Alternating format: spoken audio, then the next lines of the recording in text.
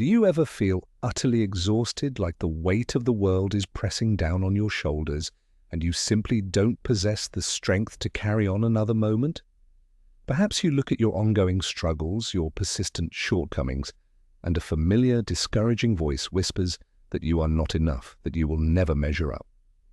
In those deeply personal moments, weakness can feel like a crushing defeat, a final judgment on your capabilities. It can lead to despair, anxiety, and a desire to retreat from the very battles God has called you to face. But what if I told you that your perceived weakness, the very thing you might despise or fear, is not the end of your story, but rather a powerful divine invitation from God Himself? What if your emptiness is the exact space He intends to fill with His boundless power? Today we are going to embark on a journey to discover how God's incredible resurrection strength is made perfect, not in our human might or flawless performance, but in our most vulnerable, seemingly broken places. We're going to explore how to find true, lasting comfort and a profound, life-altering realization of His constant support, especially when you feel at your absolute lowest. The very first truth we must grasp and truly allow to sink deep into our spirits is that acknowledging your weakness is not a sign of failure. It is a profound act of faith in action. Our modern world, and often even our own pride, constantly tells us to project an image of unshakable strength, to meticulously hide our vulnerabilities, to put on a brave face and pretend we have it all perfectly together. We're conditioned to see weakness as something to be ashamed of, something to overcome quickly and quietly. But God's kingdom, His way of operating, is beautifully upside down compared to the world's standards. The Apostle Paul, a true spiritual giant, a man who penned much of the New Testament and faced unimaginable trials, openly spoke about his own struggles. He described a thorn in his flesh, a persistent affliction that caused him great distress. He pleaded earnestly with the Lord, not just once but 3 times, to remove this source of intense weakness. And what was God's profound response?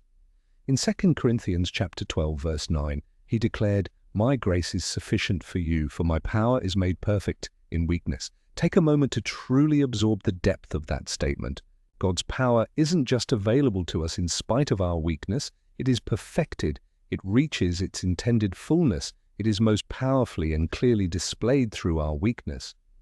When you finally lay down your pretense, when you admit with heartfelt honesty, "God, I can't do this on my own," you create the exact necessary space that God requires to step in and demonstrate His unparalleled, all-sufficient strength.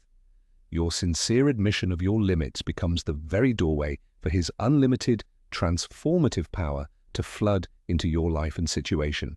Secondly, it is crucial to understand and internalize that God's unwavering, moment-by-moment presence is your ultimate and inexhaustible source of strength. So often when difficulties arise, when challenges seem insurmountable, our first human instinct is to try harder, to dig deeper within ourselves, to muster more willpower, or to frantically seek solutions and validation from the world around us. We might turn to self-help books, to the opinions of others, or even to unhealthy coping mechanisms. While personal effort and seeking wise counsel have their place, true, lasting, soul-sustaining strength doesn't originate from within our finite human resources. Our energy wanes, our wisdom falters, our resolve can crumble. But the strength God offers flows ceaselessly from His infinite, ever-present being. He makes this incredible promise in Isaiah chapter 41, verse 10, saying, "Fear not, for I am with you. Be not dismayed, for I am your God. I will strengthen you, I will help you, I will uphold you with my righteous right hand." This is not merely a comforting poetic phrase. It is a divine, unbreakable commitment from the sovereign Lord. He doesn't suggest He might strengthen you if circumstances align. He explicitly states He will strengthen you. He will help you. He will uphold you. When you feel weak, when your knees are buckling under the pressure, actively remember that you are not alone.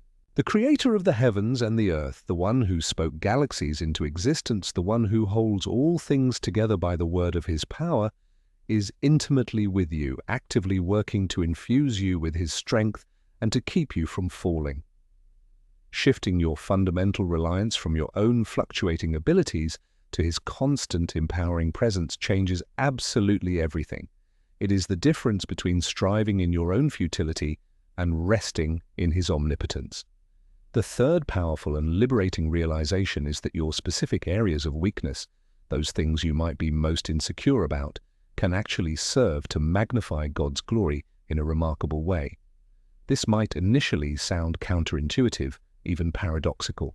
How can my struggles, my deep-seated inadequacies, my repeated stumbles possibly bring glory to an all-powerful, perfect God? Let's consider the compelling story of Gideon in the book of Judges. God called Gideon, a man who initially saw himself as the least in his family, to deliver Israel from the oppressive hand of the Midianites. Gideon managed to gather an army of 32,000 soldiers, a respectable force. But God systematically reduced that army, first to 10,000 and then, astoundingly, to just 300 men. Why would God do this when facing a vast enemy? God himself explained his divine strategy in Judges chapter 7, verse 2. The Lord said to Gideon, "You have too many men. I cannot deliver Midian into their hands, or Israel would boast against me, saying, 'My own strength has saved me.'" God deliberately engineered a situation where human strength and military strategy were clearly and undeniably insufficient. He wanted the victory to be so overwhelmingly miraculous that no one could claim credit except him. When those 300 men, equipped with trumpets, torches, and clay jars, routed the enemy, all of Israel knew it was the hand of God. In the same way, when you lean wholly on God in your place of profound weakness, and he brings you through a trial, accomplishes something through you that you could never do on your own, your life story becomes an undeniable testament to his faithfulness, his goodness, and his incredible might. Others observe his miraculous work in you, and he, not you, receives the glory.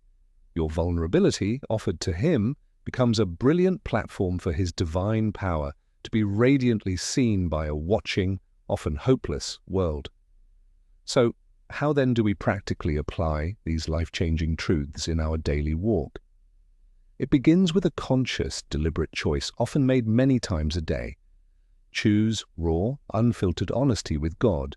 In your private prayers, abandon any pretense of being strong when you are, in fact, feeling depleted and overwhelmed.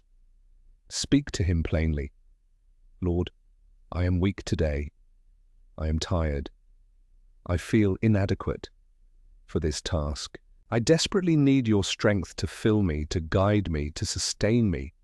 Understand that this is not a confession of ultimate defeat, but rather a powerful affirmation of your complete dependence on him, which is precisely where he wants you to be. Next, intentionally immerse yourself in his living word. Don't just passively read the Bible. Actively meditate on scriptures that speak of his boundless power, his unwavering faithfulness, and his precious promises to be with you and to fight for you. Let his eternal truth begin to reshape your ingrained thought patterns and emotional responses. Instead of allowing your mind to dwell on your perceived inabilities and fears, consciously fix your spiritual gaze upon his infinite ability and his perfect love for you.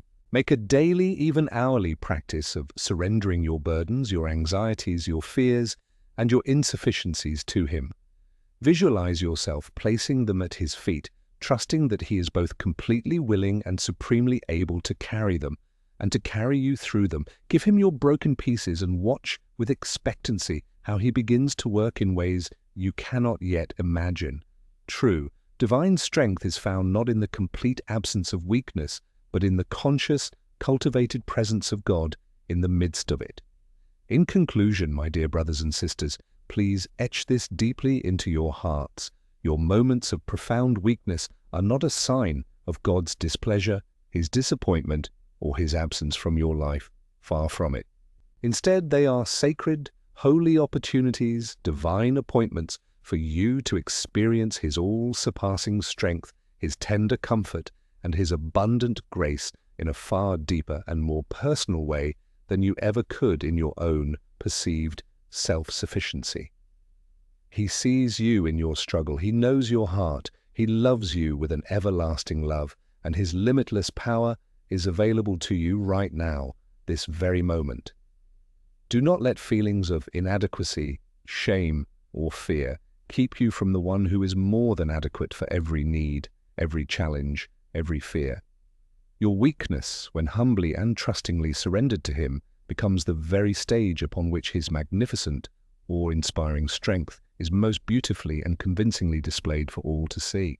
I urge you, begin today right where you are to lean fully into his strong and loving embrace.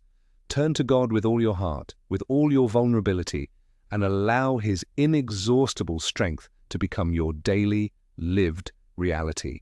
He is faithful beyond measure, and he has promised he will not let you fall or be overwhelmed. He will hold you fast. If this video has touched your heart or spoken to your spirit in any way, please show your support by giving it a like, as this helps us to spread this vital message of hope to more people who need to hear it. We warmly invite you to share your thoughts, your experiences, or any prayer requests you may have in the comments section below. Please know that we do read them and value your engagement. And of course, if you haven't already, please don't forget to subscribe to our channel and click that notification bell so you won't miss out on any of our new videos, each one designed to bring you fresh encouragement and simple, powerful teachings directly from God's Word. We are so grateful for your presence here,